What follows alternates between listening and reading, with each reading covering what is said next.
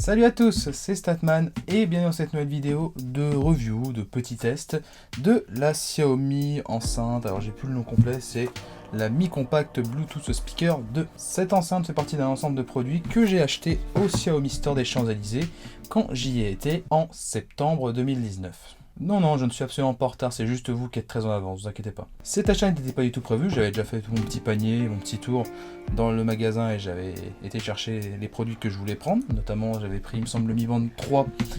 Je sais plus si c'est le Mi Band 3 ou le Mi Band 4, de toute façon vous le verrez sur la chaîne quand il arrivera. La balance connectée Xiaomi qui vaut une trentaine d'euros, et j'ai aussi acheté d'autres choses. Et cette enceinte était placée en affichage en caisse à un prix de 9,99€. Et comme je suis toujours un peu curieux et que c'était pas un prix qui était très rébutant, je me suis dit que j'allais aussi la tester en plus de tout ce que j'avais déjà acheté. Est-ce que cette enceinte peut faire le job à la vue de sa taille et de son prix réduit? Élément de réponse après un silent unboxing.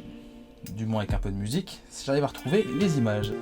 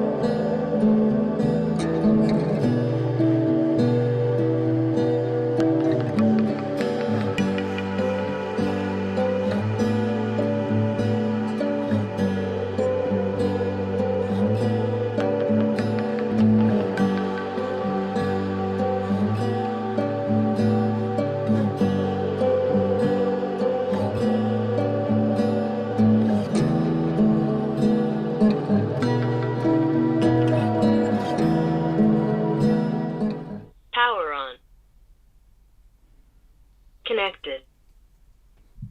Au niveau du design et de la solidité de l'enceinte lors de mon test, le design je l'ai trouvé plutôt simple pour la forme de l'enceinte. Et au niveau de la sortie son, la forme est plutôt originale en fait. Chaque fois on regarde bien ici, on a une sorte d'une forme de fleur dans l'enceinte, avec les points en ligne biseautés, avec le logo Xiaomi placé juste au milieu. Hop, comme ceci, dans le bon sens de la caméra.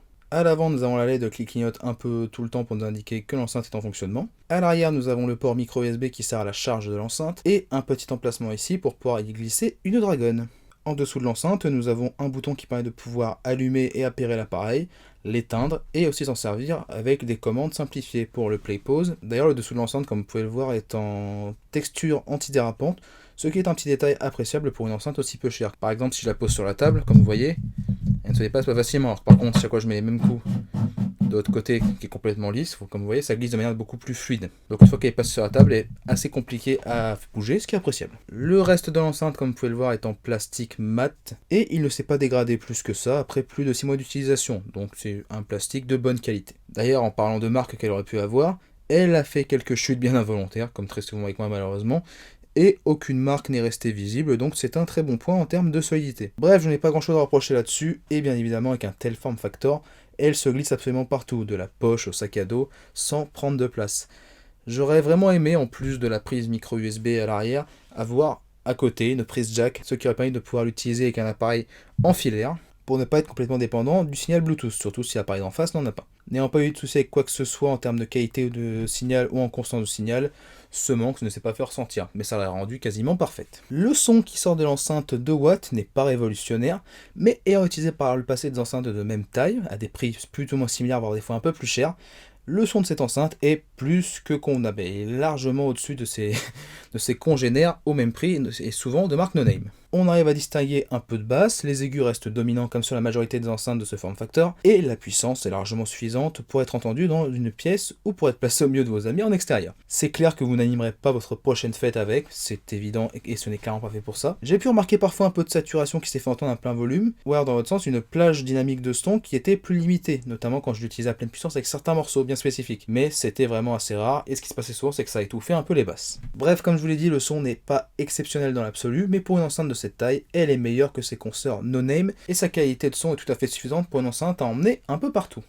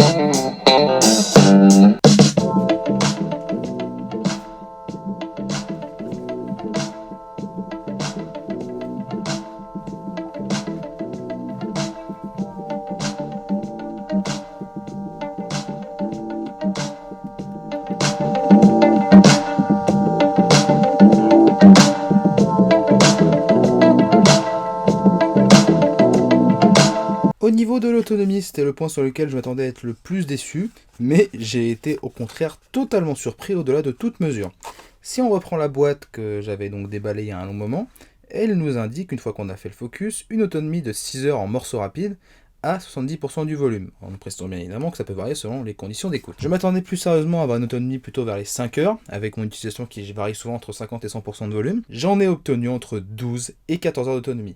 Oui, entre 12 et 14 heures d'autonomie. Cette variable entre 12 et 14 heures sont sur des tours complets que j'ai pu faire en notant bien les temps à la minute près. Et j'ai fait un bon nombre de tours, donc j'en ai 3 sûrs à 100% où j'ai à la minute près.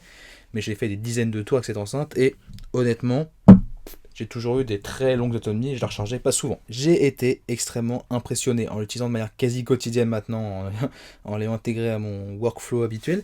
Je ne la rechargeais pas souvent du tout. Et d'ailleurs, en parlant de temps de recharge, celui-ci oscille souvent entre 1h30 et 2h, ce qui n'est pas exceptionnel du tout. Je ne sais pas en quelles conditions Xiaomi a fait son test, donc je pense que c'est sûrement en conditions d'utilisation continue, mais la surprise fut totale sur ce point primordial. Pour un produit que j'ai attrapé à la dernière minute en passant en caisse au Xiaomi Store des Champs-Élysées, cette enceinte s'est pleinement intégrée à l'ensemble des objets que j'utilise au quotidien et elle a carrément relégué mon ancienne enceinte au placard. Elle n'est pas forcément meilleure qu'elle en absolu, mais elle répond parfaitement à mes besoins, elle est très autonome, sa petite taille passe partout, et elle résiste à mes petits doigts glissants et aux quelques chutes qu'elle a pu subir. Sachant que sa qualité de son est largement suffisante pour tous les usages dans lesquels je m'en sers. J'aurais vraiment adoré avoir l'option filaire en plus, mais honnêtement je n'ai eu aucun souci avec la connexion Bluetooth, ça aurait certes rendu quasiment parfaite, mais même dans l'état je n'ai absolument aucun problème à la recommander à qui que ce soit qui est à la recherche d'une enceinte de petit format. Et à ma grande surprise, je pense que c'est l'un de mes meilleurs achats de 2019. Un aspect que je n'ai pas testé est la présence d'un micro pile poil à l'endroit où il y a la diode qui clignote en fonctionnement. Je ne l'ai pas testé parce que ça ne me servait absolument pas, ça n'était pas dans mes utilisations, mais si vous cherchez une enceinte avec un micro intégré, notamment pour prendre des appels en main libre, sachez que cette enceinte de Xiaomi, la Mi Compact Bluetooth Speaker 2, prend en charge normalement les appels en main libre.